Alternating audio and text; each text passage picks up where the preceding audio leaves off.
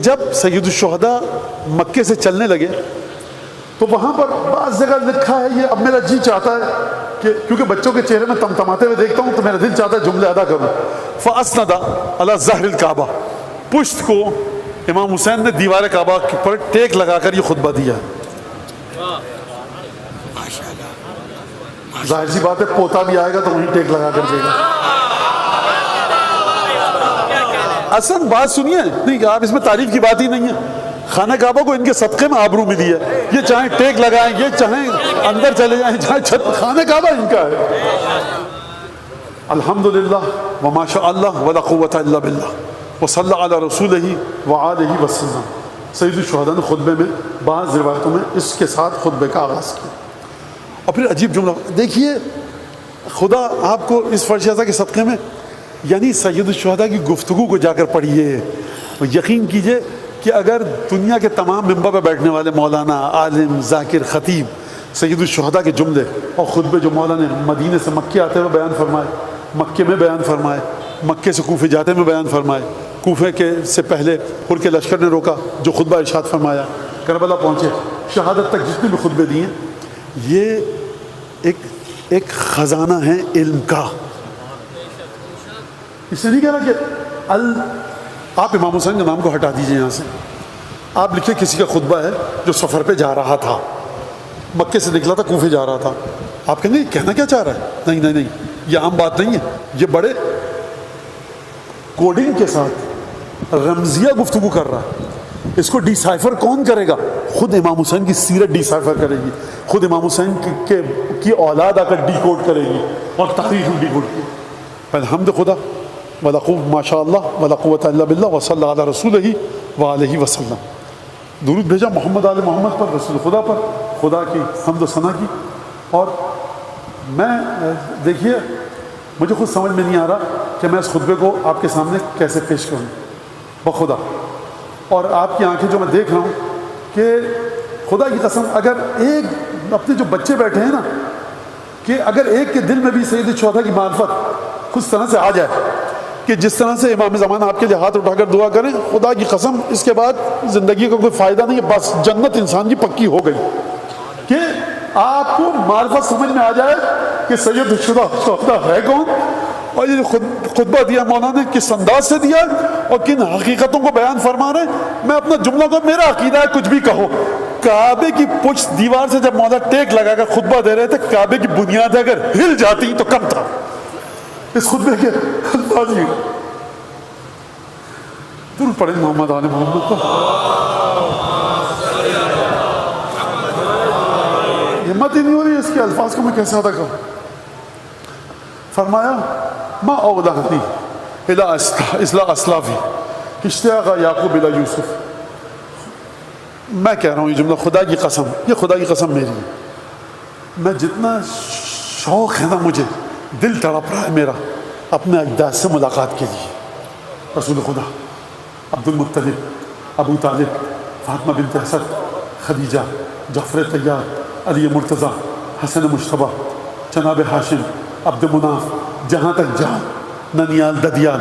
اتنا تڑپ مولا فرما رہا ہے تمہارا مولا حسین جب کوفے کی جانب جا رہا ہے، مکہ چھوڑ کے 8 ذی الحج کو. ما اولہنی الی اسلافی اشتیاق یعقوب الی یوسف. مجھے اتنا شدید ولا ہے، اتنا دل تڑپ رہا ہے میرا کہ کسی طرح سے میں اپنے اجداد سے جامد ہوں. اور ایک ہستی کا تو میں نام لینا بھول گیا، جس بیوی نے چکیاں پیس پیس کو پالا تھا. دیکھیے میں یہ خطبہ پڑھ رہا ہوں، مجھے نہیں پتا یہ مصائب میں فضا. سنیے، جس کا دل چاہ رہا گریا کرے. آپ کو پتا میری یہ عادت ہی نہیں کہ مصائب کی منزل جو ہے جی چاہ رہا ہے اس کا کرے وہ کرے. اور پھر فرمایا کہ خط الموت علی ولد آدم مخط القلادۃ علی جید الفتات. موت بنی آدم کے لیے اس طرح سے خوبصورتی کا باعث ہے جس طرح سے جوان لڑکی شوق کے ساتھ اپنے گردن میں گلو بند اور ہار ڈالتی ہے، اس طرح سے موت بنی آدم کے گرد احاطہ کیے ہوئے. میں اس جملے کی فقہ الحدیث کو کس طرح سے بیان کروں کہ حد ادب بھی سے بھی عبور نہ کیا جائے. مولا سمجھ لو بچوں میرے کہ مولا کہہ رہے ہیں کہ موت تمہارے لیے خوبصورتی کا باعث.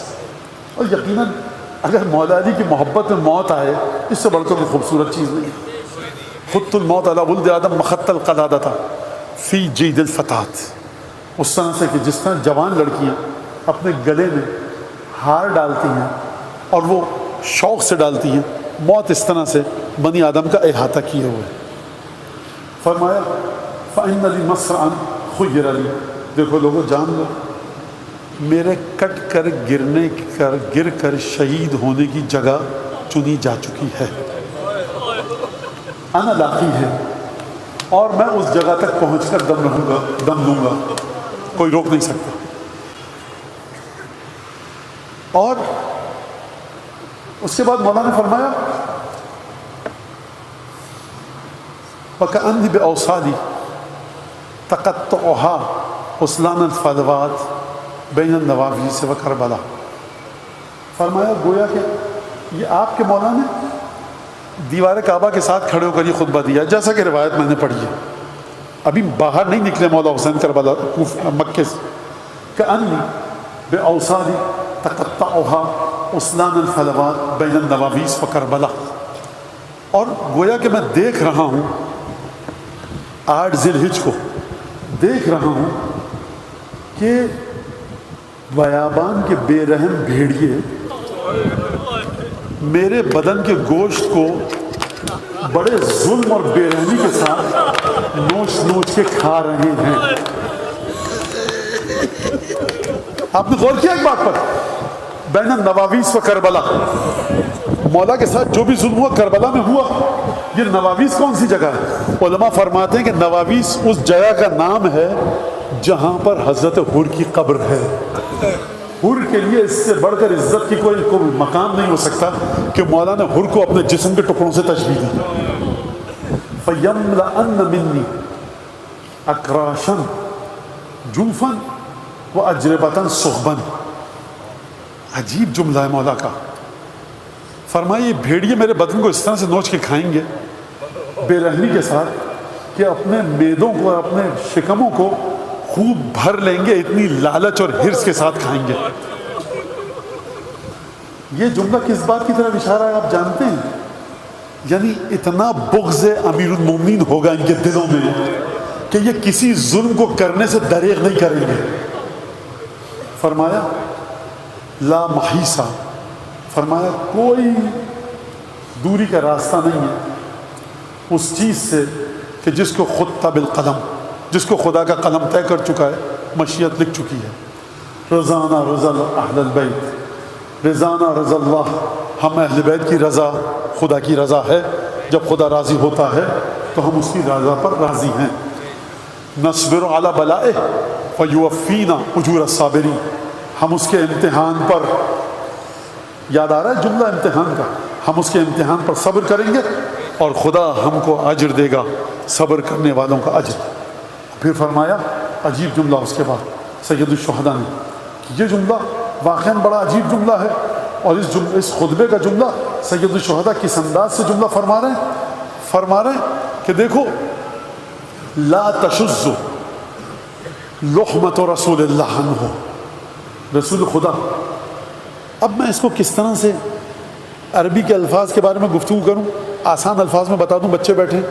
دیکھو یاد رکھو رسول خدا کے وجود سے جو ٹکڑے جڑے ہیں نا، وہ ایک بھی رسول خدا کو چھوڑ کر نہیں جائے گا.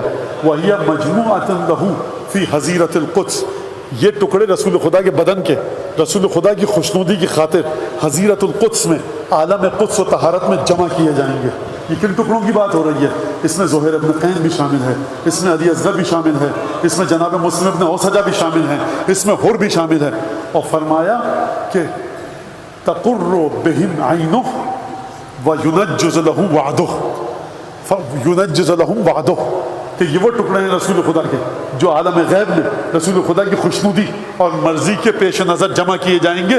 یہ وہ ٹکڑے ہیں رسول خدا کے کہ جب رسول خدا عالم غیب میں ان کو دیکھیں گے تو رسول خدا کی آنکھیں ٹھنڈی ہوں گی. اور پھر فرمایا یُنَجِّزُ لَهُمْ وَعْدَہ، اور جو خدا نے وعدہ کیا ہے رسول خدا کے ساتھ وہ انہی کی خاطر کو انہی کے ساتھ خدا پورا فرمائے گا. اور پھر فرمایا کہ دیکھو من کان باذلا فینا مہجتا وموطنا علی لقاء اللہ نفسہ، جو ہمارے اپنے خون کو ہمارے رستے میں نچھاور کرنے کے لیے تیار ہے اور خدا سے ملاقات کے لیے تیار ہے۔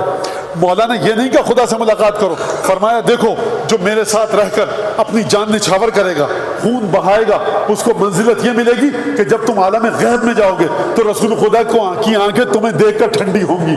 جو حبشی غلام ہے نا جون، جب یہ گیا ہوگا حضیرت القدس میں، رسول خدا کی آنکھیں ٹھنڈی ہوئی ہوں گی۔ جب یہ گئے ہوں گے نا مسلم ابن اوسجہ، رسول خدا کی آنکھیں ٹھنڈی ہوئی ہوں گی۔ آپ کیا سمجھتے ہیں شہداء کربلا کو؟ آپ امام حسین کا مقابلہ کرنا چاہتے ہیں؟ ارے شہداء کربلا کے قدموں کی خاک کے برابر کوئی نہیں ہو سکتا جن کے ذریعے رسول خدا کی آنکھیں ٹھنڈی ہوں۔ مجموعۃ لہ فی حضیرۃ القدس، عالم قدس میں، عالم طہارت میں ان سب کو اکٹھا کیا جائے گا رسول خدا کی خاطر۔ ینجز لہم وعدہ، اور ان کو خدا وہ دے گا کہ جس کے بعد رسول خدا یہ سمجھ جائیں گے کہ رسول خدا کے ساتھ جو خدا نے وعدہ کیا تھا وہ پورا ہوا۔ یہ رسول خدا کی آنکھوں کو ٹھنڈے کریں گے، یہ رسول خدا کے لیے وعدے کو پورا کریں گے۔ کہا دیکھو تم میں سے جو شخص چاہتا ہے اپنے خون کو ہمارے راستے میں بہا دے، رات کے لیے تیار ہو چکا ہے، فَلْيَرْحَلْ فَإِنِّي رَاحِلٌ مُصْبِحًا انشاءاللہ، وہ میرے ساتھ چلے، ہم مکہ چھوڑ دیں گے۔ اس کا مطلب کیا ہے؟ یہ جو حسین ابن علی تم سے کہہ رہا ہے کہ تم میرے ساتھ چلو گے مر جاؤ گے، حکومت نہیں لینے جا رہا، تخت پہ قبضہ کرنے نہیں جا رہا، اپنے علم غیب کا اظہار فرما رہے ہیں کہ جو میرے ساتھ جائے گا مر جائے گا، موت آ جائے گی۔ کون سی موت؟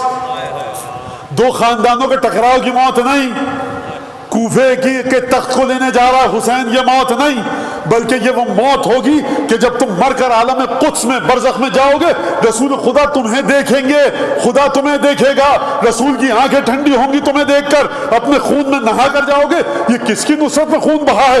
حسین کی نصرت میں رسول کی آنکھوں کو ٹھنڈا کرو گے۔ یہ معمولی عہدہ ہے حسین ابن علی کے ساتھیوں کا؟ کہا اور موتنا لا لقاء اللہ نفسہ، جو خدا سے ملاقات کے لیے تیار ہو چکا ہے ہمارے ساتھ چلے، فإنی راحل مصبحا، کل صبح ہوگی ہم مکہ چھوڑ دیں گے۔